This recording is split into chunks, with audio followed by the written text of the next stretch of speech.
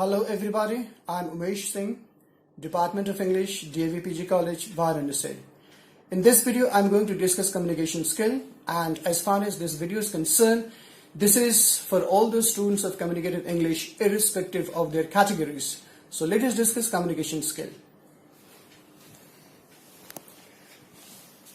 Now, definition of communication skill. The word communication has been derived from the Latin word communicare, meaning to share. It is the act of conveying meanings from one entity or group to another through use of mutually understood signs, symbols, and semiotic rules. Now, let us explain this definition. Now, communication is to share one's ideas, thoughts, and views with others. Now, as far as communication is concerned, it is the process through which a person can share his ideas, thoughts, or views with others through use of mutually understood signs and symbols. Now, communication skill is the ability to share ideas and feelings effectively. Yes, communication skill is the art through which a person can share his ideas, thoughts, and views effectively and impressively. Now, these are some of the examples: friendliness, confidence, giving and receiving feedback, volume and clarity, empathy, respect, understanding non-verbal cues, and responsiveness, etc. Now, let us analyze these examples one by one. Now, the first one is friendliness. As far as this word is concerned, it means that when a person is communicating either with an audience or with a person, he must show friendly attitude towards the audience and towards the person to whom he is in fact interacting. So this one is a very important component as far as communication skill is concerned.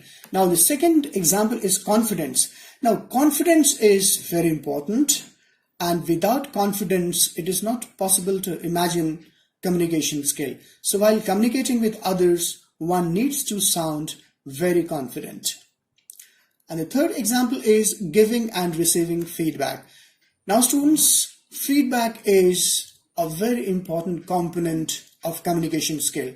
Now, while delivering lecture or while conversing with others, it is very important to seek feedback in between, because feedback actually tells that whether that person is understanding your words, ideas, thoughts, and views or not. So that is why feedback is very important. So if the feedback is a positive, it means the process of communication has been good. If the feedback is negative, it means that the process of communication has not been good. So that is why feedback is extremely important. And the next one is volume and clarity.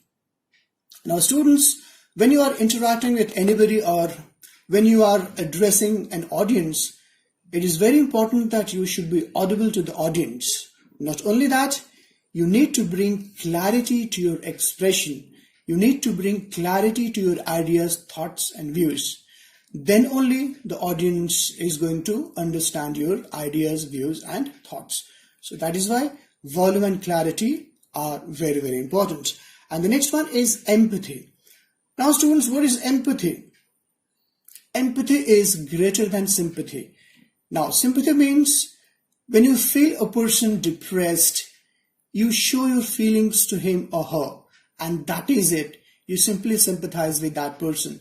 But as far as empathy is concerned, it means that when you put yourself into the position of others and then analyze their viewpoint towards a particular situation, and then you offer help or solution to that person.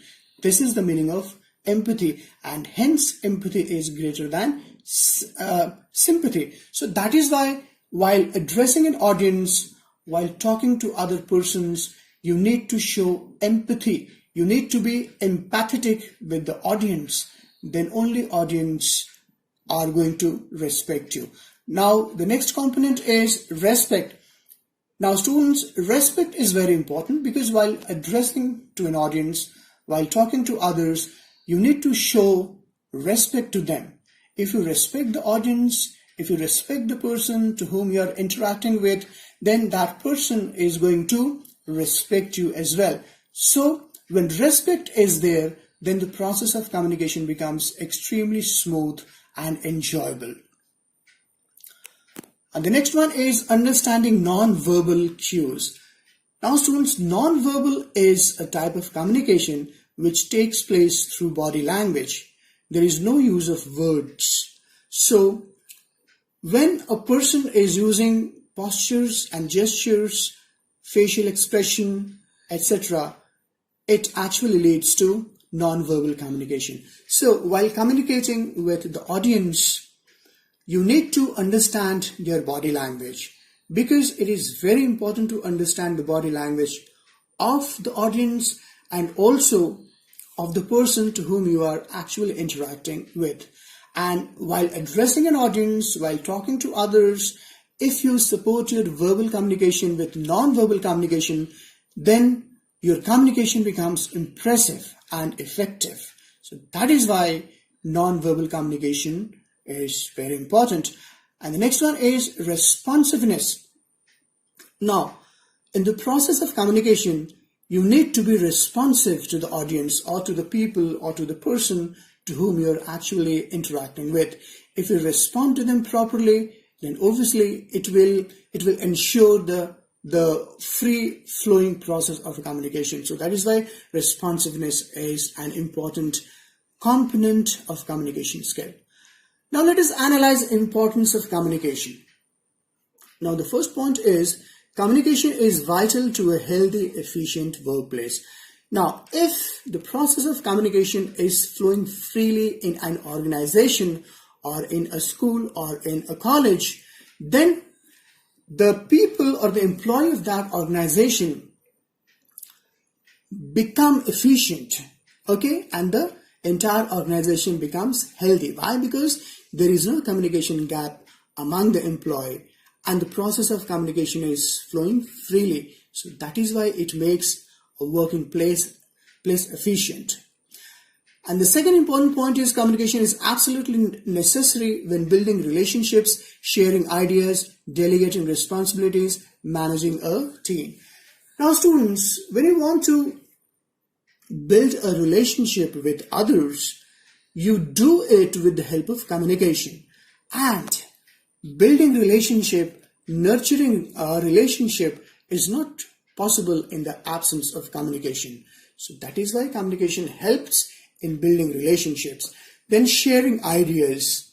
Yes, if you want to share your ideas, thoughts and views with others, you need to take recourse to the process of communication. In the absence of communication, it is not possible to share our ideas, thoughts and views with others. And the next one is delegating responsibilities. Now, if you want to delegate responsibilities to others, then you need to convince that person. Then only that person will be ready to accept your responsibilities. Otherwise, it is not possible to do that. So, while delegating responsibilities, you need to be conversant with that person. You need to stick to quality communication process. Then only this thing is going to happen. And the next one is managing a team. Now students, in corporate houses, managers are given a task to manage a team. And they do it quite well. Do you know why? Because they are well conversant in the art of communication skill. They are good at communication skill. And through the help of communication skill, they manage a team quite well. So, this communication is very important. And the next important point is learning and developing good communication skills can help you succeed in your career, make you a competitive job candidate, and build your network. Now let us analyze this one in detail. Help you succeed in career means if you want to make your career in any field, you'll have to have a very good communication skill. It is not possible to imagine any career without communication skill. Whether you want to become a doctor or engineer or a teacher or a lecturer or a professor or anything, you'll have to be very good in this particular art of communication skill. Without communication skill, it is not possible to imagine a good career. And even if you become an IAS officer or whatever, you cannot succeed in life, or your chances to success will be minimal in the absence of communication. So that is why communication is important. And the next one is the basis of coordination. Now, the process of communication is the very foundation through which a person can achieve coordination. Now, coordination is an art, and it is not possible in the absence of communication. So if you want to coordinate well between the authorities, you need to be good at communication. And the next one is fluent working condition. Yes, communication ensures fluent working conditions in corporate houses, in any organization, in any school, in any college. It ensures fluent working conditions because the employee, when they are communicating well among themselves, when they are communicating well with their bosses, when the process of communication is free-flowing, then it ensures fluent working conditions. And the next one is the basis of decision making. Yes, if a person wants to make decision, he does that with the help of communication. Without communication, it is not possible to reach to a certain decision. And the next one is increased cooperation and organizational peace. Yes, good communication skill, or the process of good communication, is responsible in creating peace in any organization. It leads to cooperation among the employee. So that is why communication is important. Then the next one is it boosts morale of the employees. Yes, if the employees of any organization are communicating well, then there is no doubt prevailing. And when there is no doubt prevailing, when there is no hurdle prevailing, then it boosts the very morale of the employee of any organization. So that is why communication is important in boosting morale of the employees. Then it is hallmark of a true leader. Yes, you cannot imagine a true leader in the absence of good communication skill. Whether great leaders of the past or great leaders of modern era, they all are well conversant in the art of communication skill. Whether he is Modi or Trump or Barack Obama, they all are great communicators. So leadership means you need to be a good communicator. Then only you can think of yourself becoming a true leader. And there are 4 main types of communication we use on daily basis. And the first one is verbal communication. The second one is non-verbal communication. The third one is written communication. And the fourth one is visual communication. So let us analyze the first type, which is verbal communication. Verbal communication is the use of language to transfer information through speaking or sign language, often used during presentations, video conferences, phone calls, meetings, and one-on-one conversations. So, verbal communication takes place in the presence of words. When you deliver a speech, when you give a lecture, when you start talking to others, it means you are communicating verbally to them. So, this is known as verbal communication. When you talk to a person on phone, when you give presentations in front of others, when you call a meeting and when you discuss a certain point in the meeting, that is verbal communication. Now, how to develop verbal communication skills? The first one is use strong, confident speaking voice. Now, students, this confident speaking voice is very important because you need to sound well. You must be heard to the audience or to the person to whom you are communicating.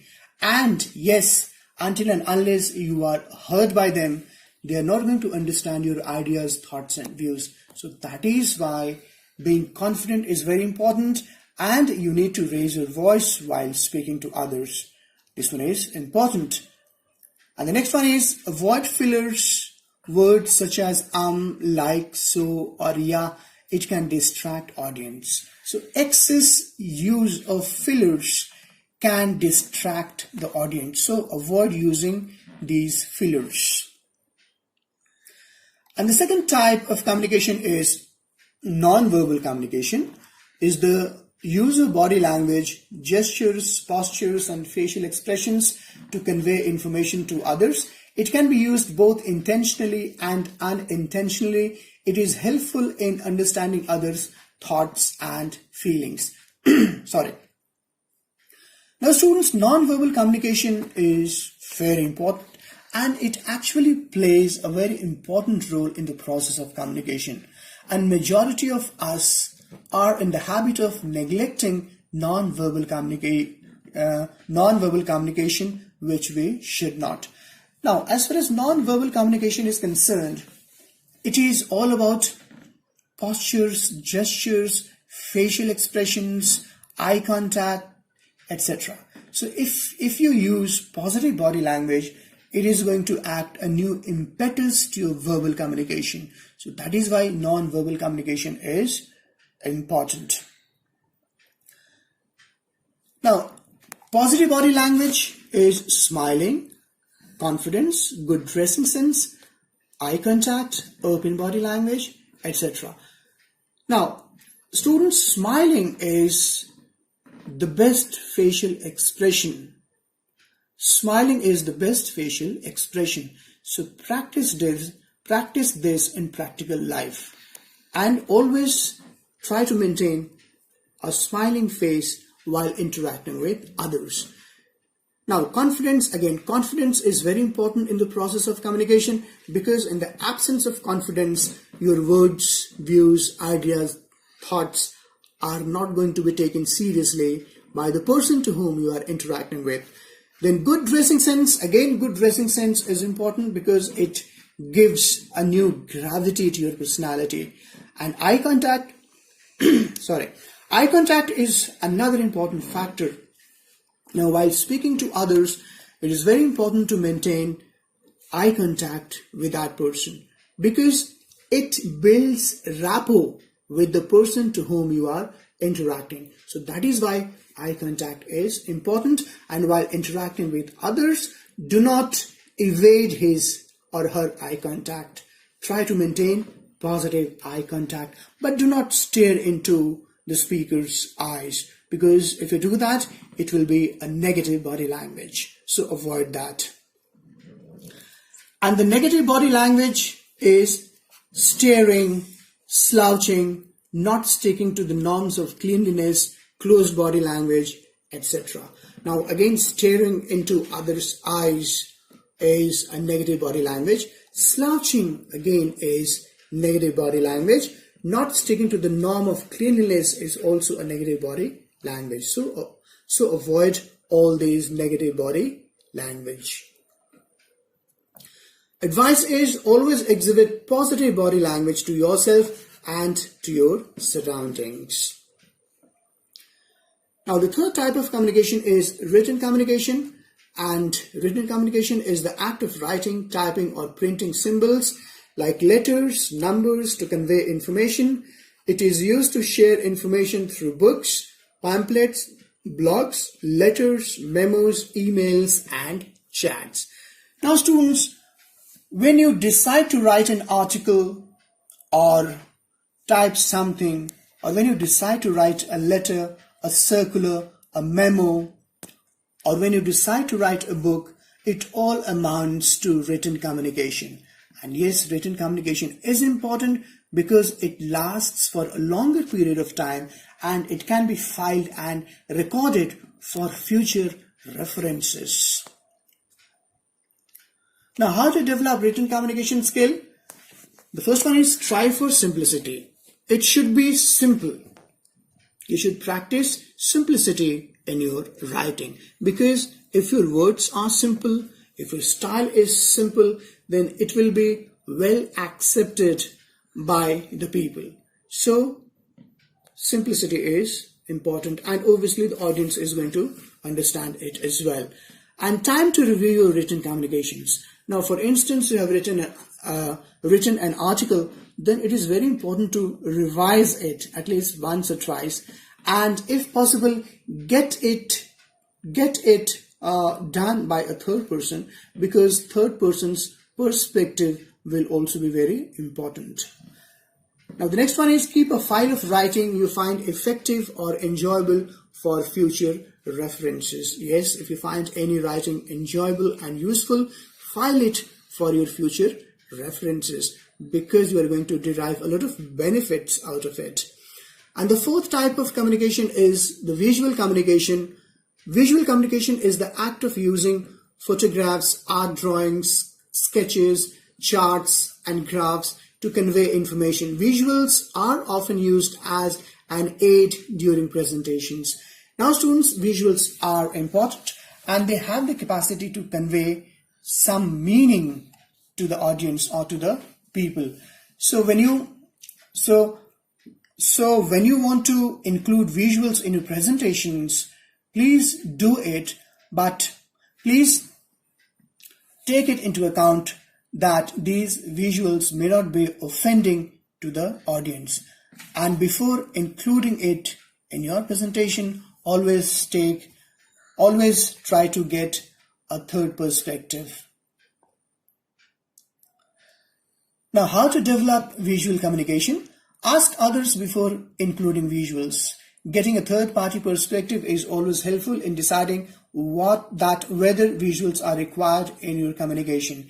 Yes, means if you want to include visuals in your presentation, then take third-party viewpoints, because that will be very, very important. And next, consider your audience. Include visuals which are easily understood by the audience, and sensitive, offensive, violent visuals should not be used. Yes, if you want to include visuals in your presentations, go ahead with that, but make it a point that it must not be offending to the audience. Do not include sensitive, offensive, violent visuals in your presentations. So that is all, students. I have covered quite a number of topics in communication skill, and I hope this one is going to help you a lot. Thank you so much.